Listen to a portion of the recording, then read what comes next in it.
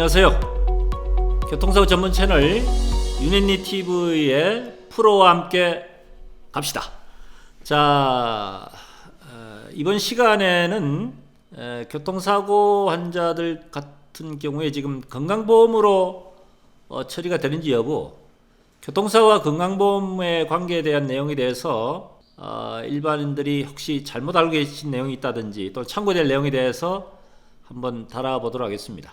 우선 교통사고 환자들 경우에 자동차 보험으로 해야 되는지 또는 의료보험을 해야 되는지에 대해서 보험사 측하고 좀 마찰되는 그런 부상 변경들이 좀 있죠. 주로 네. 어떤 사례들이 주로 그런 사례에 해당됩니까? 네, 우리가 빈번한 그 디스크, 네네. 그다음에 경관절, 네네. 경관절 중에서 뭐 해저근개 파열이라든가, 그다음에 이제 발열사 연골 파열, 예. 이런 부분들은 좀 분명히 다툼이 있습니다. 보통 실무적으로 보면은 이런 디스크나 회전근개 파열, 발화성 연골 파열들은 기항증과 관련돼 굉장히 좀 쟁점이 많이 되기 때문에 보통 보험사에서 일반 요청하는 경우에는 의료 자문 같은 걸 많이 요청하지 않습니까? 개인정보 동의를. 그래서 지불 보증을 병원에서 그냥 주치의가 알아서 이제 지불 보증을 해주게 되면은 보험회사, 그러니까 병원의 주치의가 이 환자는 교통사고 온 것이라는 소견서를 내게 되면은 어쩔 수 없이 지불 보증 해줘야 되는 거고, 그럼 결국 이제 치료비에 대한 것은 건강보험공단 내에 있는 심사평가원에 올려서 기항증 기여도에 대한 부분을 이제 판단해서 기여도를 정해서 이제 치료비가 결정이 되는 거죠. 그런데 보험사 측하고 직접적으로 피해자가 수술 여부에 대한 것을 논의를 하게 되고, 병원 측에서 주치의는 이거는 교통사고 관련돼서 좀 문제가 있다, 의료보험 하는 게 좋겠다라고 오히려 병원 측에서 이렇게 권유하는 경우도 있지 않습니까? 이런 경우에는 사실 보험사에서 지불 보증을 안 해주죠, 대부분. 네, 안 해주고 분쟁이 그 다툼이 많습니다. 특히 네. 이제 보통 교통사고 나면은 네. 뭐 경미한 우리 모허리를 촬영하게 되는데 SLCT, 그다음에 약 병원 치료 이후에 보면은 한 2주 정도 후면은 MRI도 촬영해줘요. 네. 네, 그런 부분들을 보면은 이제 의사들을 보면 다 퇴행성 병변이다, 저 기항증이다, 이런 얘기를 하거든요. 그렇다면은 어떤 환자마다 좀 케이스마다 다르긴 한데 수술 요하는 환자도 있습니다, 사실. 근데 지금 현재 추가판 탈출증이라고 가정을 했을 때 MRI 촬영했더니 보험회사는 다 옛날 백이라고 그러고, 의사도 뭐 과거 질환이 이렇게 있고 나이 먹으면 뭐 퇴행성이 있어가지고 이렇게 그런 사고의 연관성이 없다, 이런 경우 많아요. 자, 그렇다면은 병원에서 지불 보증을 안 해줬을 때는 일단은 건강보험으로 치료를 받는 게 좋습니다. 그래서 건강보험 치료받고 또 수술을 요할 경우에도 건강보험으로 수술을 하시고, 왜냐하면 나중에 향후 보상금에서 그 병원비 받고 공제가 되거든요. 또 가실 때 가시면 공제가 되고, 그렇기 때문에 일단 다툼이 많은 경우는 건강공단에다가 교통사고인데 병원 치료를 받겠다, 이렇게 통보를 하면은, 고지를 하면은 치료받는 데는 문제가 없습니다. 자, 그럼 보험사 측하고 일단은 이제 사건을 종결을 하고 난 뒤에 이제 환자분들이 자주 물어보는 질문 중에 의료보험이 치료가 이제 보험사 측하고 이제 합의든 또는 소송으로 판결 이후에 의료보험으로 치료 가능한지에 대한 내용으로 질문을 많이 하거든요.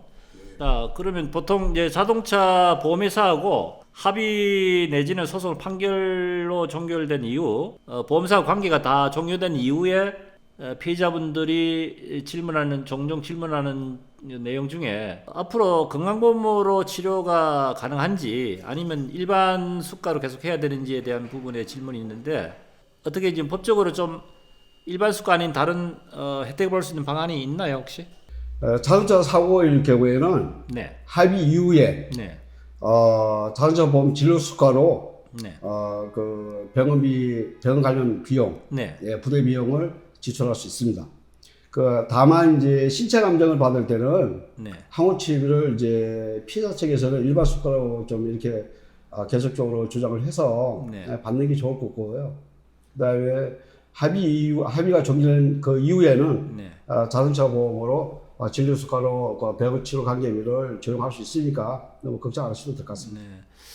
그게 아마 자동차 손해상 보장법 시행령상에 자동차 보험 환자들인 경우에도 치료가 보험회사하고 합의가 종료된 이후에도 자동차 보험 수가로 적용할 수 있다라고 법이 개정되고 시행령 개정되고 난 뒤에 지금 이제 자동차 보험 수가로 진행이 가능하다는 말씀이죠. 네, 그렇습니다. 네.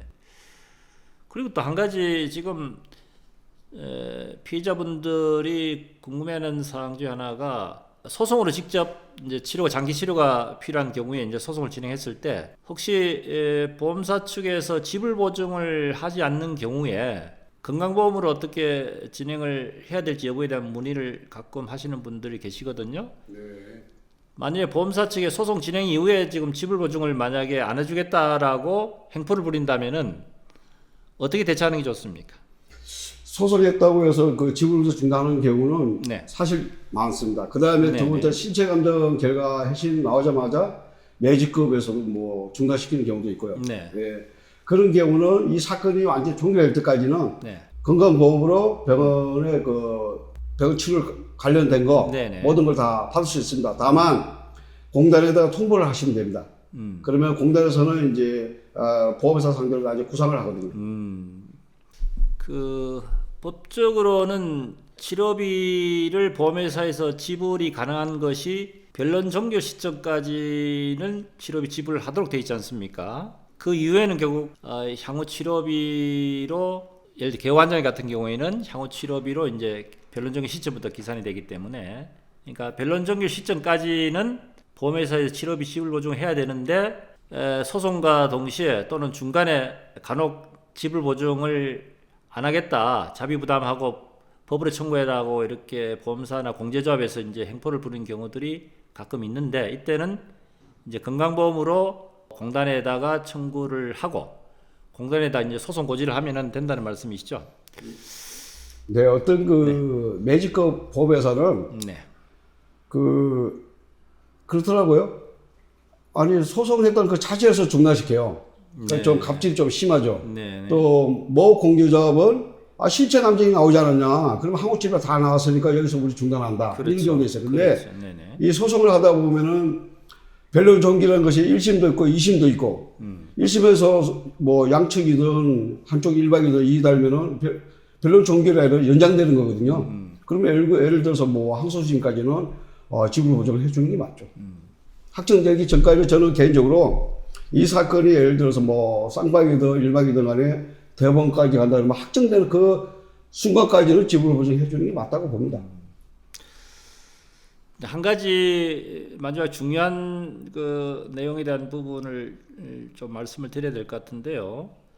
지금 건강보험공단에서 이제 지불 보증을 보험회사에 끊었을 경우 건강보험공단으로 해서 치료비를 계속 이제 혜택을 받고 나중에 이제 구상 문제가 발생을 하게 되는데 피해자에게 이제 과실이 경합된 경우 피해자인 과실이 있는 경우에 건강보험공단에서 일단 치료비를 지불하고 추후에 가해자 측, 뭐 보험사가 됐든 또는 보험이 가입이 되지 않는 경우에는 가해자한테 이제 구상을 하게 되겠죠. 근데 건강보험공단에서 치료비를 대는 것은 일단은 먼저 되고 추후에 이제 구상처가 있으면 구상처에 이제 구상하게 된다는 거죠. 근데 이제 피해자 과실이 일정 비율 이제 발생하게 된 경우에 건강보험공단에서 가해자 측, 뭐 보험회사도 마찬가지 포함됩니다만 가해자 측에 구상할 수 있는 구상의 범위가 과거에는 과실 상계 이후에 그 손해액 중에서 공단에서 부담한 금액 전액을 구상하도록 되어 있었습니다. 과거에는. 그런데 이것이 작년에 대법원 판결에 의해서 공단에서 가해자 측에 구상할 수 있는 구상의 범위가 공단 부담 금액 전액이 아닌 공단 부담 금액 중에서 가해자에 대한 책임 부분에 대한 비율만큼만 구상하도록 되어 있다는 것을 아셔야 됩니다. 이게 굉장히 또 이것도 중요한 정보인데요.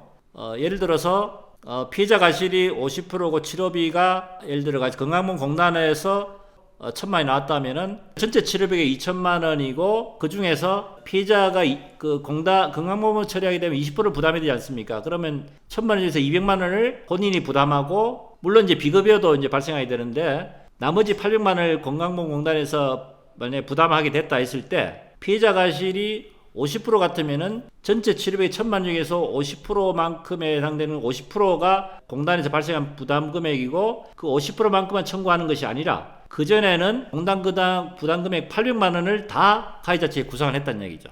이것이 좀 불합리하다고 해서 이번에 작년에 대법원에서 판결난 것이 그렇게 구상하는 것이 아니고 공단 부담 금액 중에서 과실비율, 가해자에 대한 과실비율 50% 같으면은 800만 원 같으면 800만 원에 50%인 400만 원만 가해자 측에 구상을 하라. 결국은 나머지 피해자 과실 부분에 대한 것은 사회보험적 성격을 띤 건강보험의 성격상 이거는 피해자에게 혜택을 주는 것으로 이렇게 하고 나머지는 건강보험공단에서 부담하는 것으로 이렇게 하라고 대법원 판결이 났다는 거죠. 이 점도 중요한 내용이니까 참고하시길 바랍니다. 자, 오늘은 건강보험공단과 자동차 보험 관련된 내용을 해서 살펴보게 됐습니다.